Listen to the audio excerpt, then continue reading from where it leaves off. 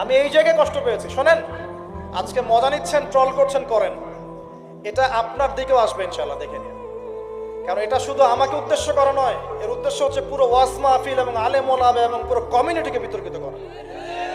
আপনার উচিত ছিল নিজের ভাইয়ের পাশে এসে দাঁড়ানো, আপনি উল্টা মজা নিয়েছেন। এগুলো আল্লাহর আরশ পর্যন্ত পৌঁছে গেছে ইনশাআল্লাহ। আল্লাহ পাক অচিরেই এর ফলাফল নাজিল করবে ইনশাআল্লাহ। 3 নাম্বার, আপনি যদি একজন বক্তা বা আলেমকে বিতর্কিত করতে চান, দুইটা ইস্যু লাগবে আপনার। 1, নারী কেলেঙ্কারি, 2, অর্থের কেলেঙ্কারি। আল্লাহ রাসূল আরেকটা সুন্নাত, তিনি বদদোয়া করেছেন, হাত তুলে তুলে বদদোয়া করেছেন, আল্লাহ অমুককে দেখে নিও, তমুককে দেখে নিও, তমুককে দেখে নিও। আজকে আমি মাজলুম, আমরা মাজলুম, শুধু সেই বদদোয়া আল্লাহর কাছে করছে। অচিরেই দেখে নেবেন তাদের কি পরিণত হয় ইনশাআল্লাহ। আমরা কিচ্ছু করবো না, কিচ্ছু বলবো না, আল্লাহর পক্ষ থেকে কি ফয়সালা হয় খালি দেখে নিন ইনশাআল্লাহ।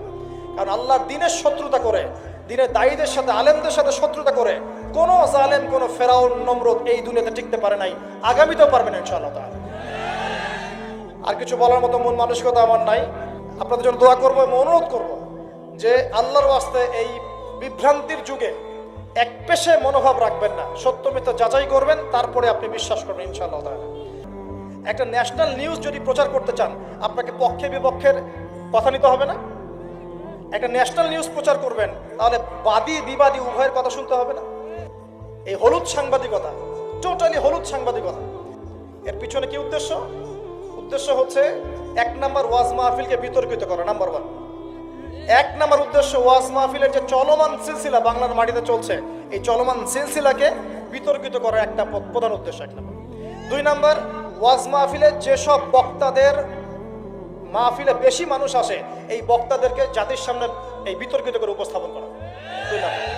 3 নাম্বার, আপনি যদি একজন বক্তা বা আলেমকে বিতর্কিত করতে চান, দুইটা ইস্যু লাগবে আপনার। 1, নারী কেলেঙ্কারি, 2, অর্থের কেলেঙ্কারি।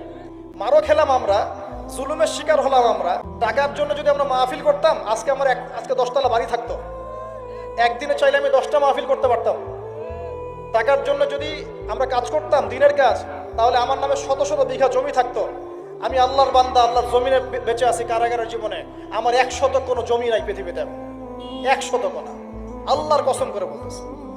আমার 2টা পরিবার ভাড়া থাকি আমরা, প্রত্যেক মাসে ভাড়ার টাকা গুনতে হয় আমাদেরকে।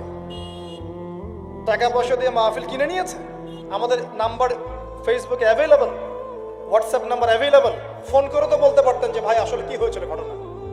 তার মানে বোঝা যায় এর পিছনে একটা গভীর ষড়যন্ত্র আছে।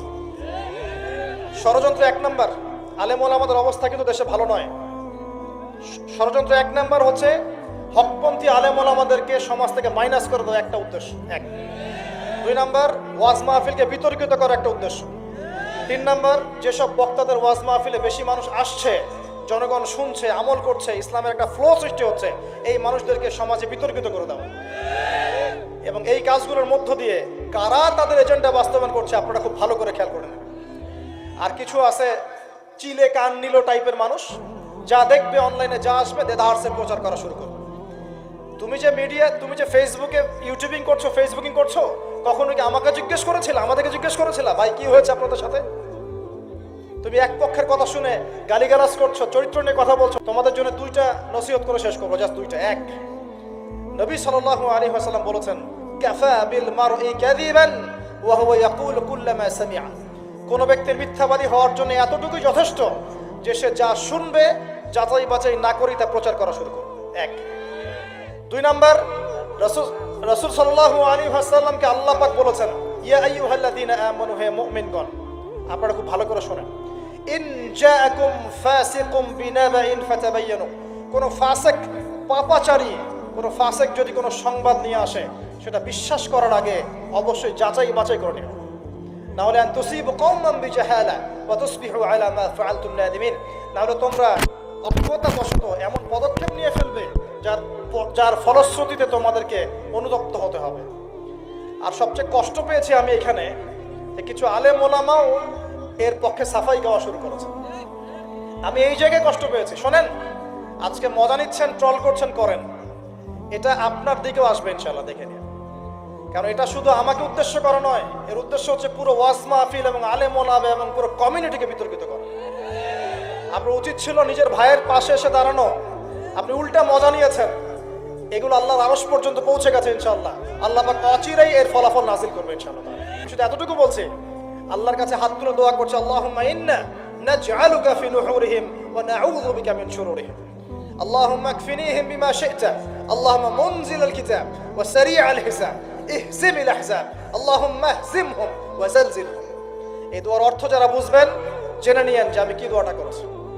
আমি আল্লাহর কাছে দোয়া করছি আল্লাহ পাক সত্যের পক্ষে থাকেন, মিথ্যার বিপক্ষে থাকেন।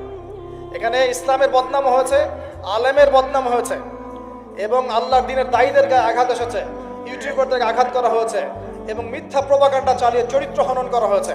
আল্লাহর কাছে দোয়া করছে আল্লাহ পাক যেন একাই এই জালেমদের বিরুদ্ধে আমাদের পক্ষে যথেষ্ট হয়ে যান ইনশাআল্লাহ।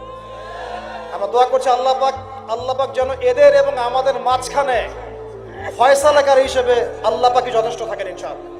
আল্লাহুম্মা মুনজিলাল কিতাব, আল্লাহ পাক কিতাব নাজিলকারী, সারি'আল হিসাব, দ্রুত হিসাব গ্রহণকারী, ইহজিমিল আহজাব, এই জালেমদের এই দলটাকে আল্লাহ পাক ভেঙে দিবেন ইনশাআল্লাহ।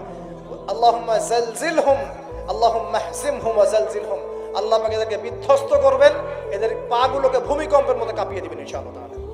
নবী সাল্লাল্লাহু আলাইহি ওয়াসাল্লাম, লাস্ট কথা, নবী সাল্লাল্লাহু আলাইহি ওয়াসাল্লামের উপর অত্যাচার আসলে তিনি দুই রকম সুন্নত দেখিয়েছেন।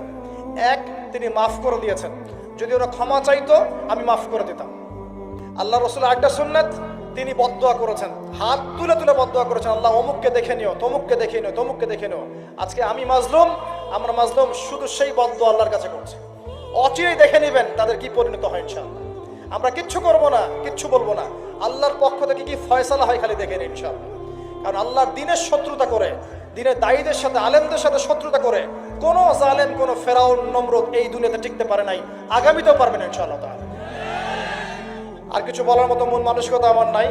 আপনাদের জন্য দোয়া করবো এবং অনুরোধ করবো যে আল্লাহর ওয়াস্তে এই বিভ্রান্তির যুগে এক পেশে মনোভাব রাখবেন না, সত্য মিথ্যা যাচাই করবেন, তারপরে আপনি বিশ্বাস করবেন ইনশাআল্লাহ তাআলা। আর বিশ্বাস করবেন আল্লাহর পথে দায়ী, আলেম, মুহাদ্দিস, মুফতিরা কোনোদিনও দিনের অকল্যাণে কোনো কাজ করে না ইনশাআল্লাহ। আল্লাহ রাব্বুল আলামিন আমাদের সবাইকে পবিত্র কোরআন এবং সহিহ হাদিসগুলো অনুযায়ী আমল করার তৌফিক দান করুন, নবীর সুন্নাহগুলো মেনে চলার তৌফিক দান করুন, এবং আমাদের মাঝে যত ইখতিলাফ আল্লাহ পাক দূর করে দিন, এবং দৃশ্যমান অদৃশ্যমান সমস্ত রকম ইসলামের শত্রু থেকে আল্লাহ পাক আমাদেরকে হেফাজত করুন। আমিন।